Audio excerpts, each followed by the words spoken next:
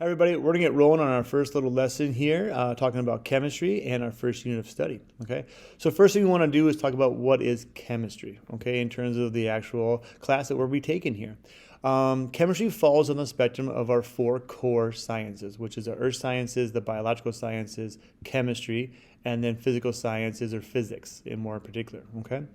All of the sciences are gonna study interactions, matter, energy, properties on some different level, okay?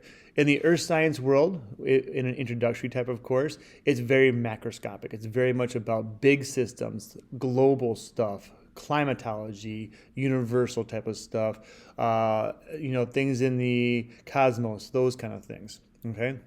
The biological sciences focus it down into things that are living, okay, or life sciences, or things that have to do with the life cycles in our world. Chemistry is one layer more fundamental than these two topics, okay?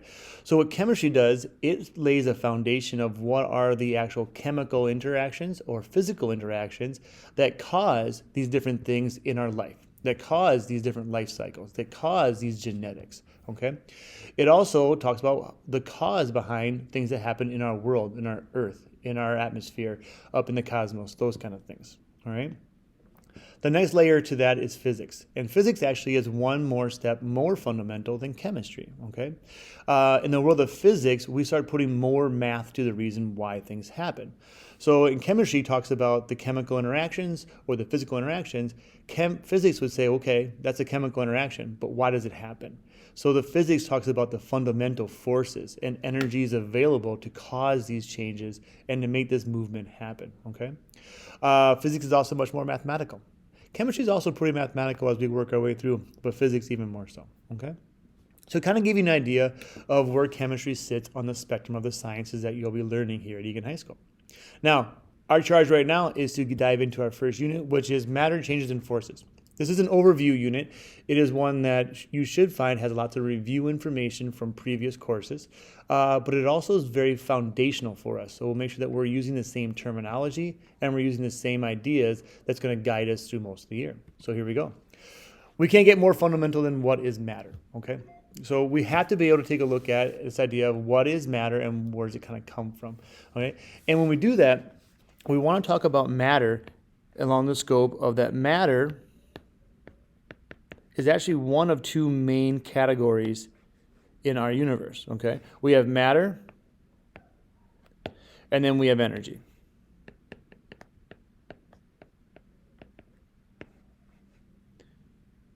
For the longest time, people in our world believed that matter and energy were separate, okay? They thought that they could not be combined, they could not be dealt with. We now know that there's actually links between matter and energy, okay? When we start diving into the nuclear world of our chemistry, which will be way to the end of our school year, things like fusion, fission, radioactive decay, that kind of stuff, we're finding these links between matter and energy, okay? However, for the normal chemistry that we use in our world, we really don't cross those two barriers, okay? However, they work interchangeably. So we will talk about what is happening to the matter because of the energy as we take a look at these things, right? So differences in energy can cause the interactions with our matter, that kind of stuff. Now, when we break down matter, we want to break down a couple of terms that we probably use a lot, but we want to make sure that we have a very solid definition for these things, okay?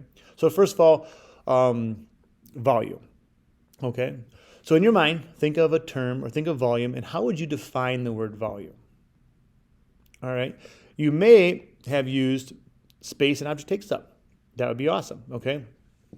You may have used a different definition there, which is okay, but we want to make sure that your definition for volume is not bleeding into your definition for mass or weight between the two things here. All right. If we look at this idea of what is mass, mass is the amount of matter in an object. Now that's pretty vague, but that's really what it is. Mass is pretty fundamental in our universe. Okay. It is really the way that we calculate or quantify the amount of matter present. All right.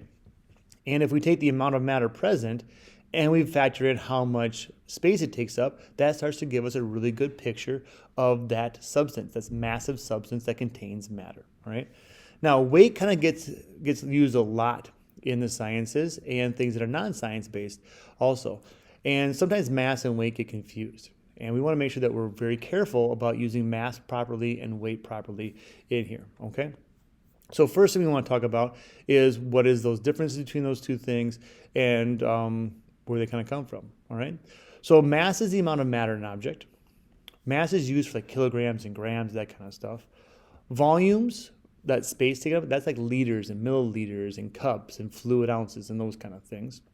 And weight is actually a force, okay? In the world of physics, we will talk about weight being a force that you measure in newtons or pounds, which you guys are probably most comfortable with, okay? Weight is something that we really don't talk about in chemistry, all right? So everything we'll be discussing here is going to be about mass. This idea of weight and how the gravitational pull acts on objects is very much a physics topic, okay? So we will actually be looking at that term later on in next year for physics. Now, one thing we want to be aware of is how do we measure volume? How do we measure mass? Okay, not weight, but mass. And to do that, we have two different tools. So this is a graduated cylinder. Graduated cylinders we use to measure volumes, okay? Most of our volumes that we'll be measuring here will be liquid form, so we use a graduated cylinder for that. And then masses, we use electronic balances. It looks something like this, okay? And then, of course, these are really easy to work with because you just put your stuff on there and it actually will give you an electronic readout of what that is in grams in terms of our masses, okay? So that's your biggest distinction between matter and our, our biggest distinction between volume and mass and weight. We want to make sure that we're comfortable with that. So to do that, we're going to have you guys end the video here actually, and then I'm going to ask you to do a word wall activity, okay? So there'll be a link provided for you within your assignment here, and that link is going to open up a little activity where you're going to categorize things that are volume, mass, and weight appropriate. And then we're going to come back to the video at that point and talk more about it and then move on with the lesson. All right, thank you.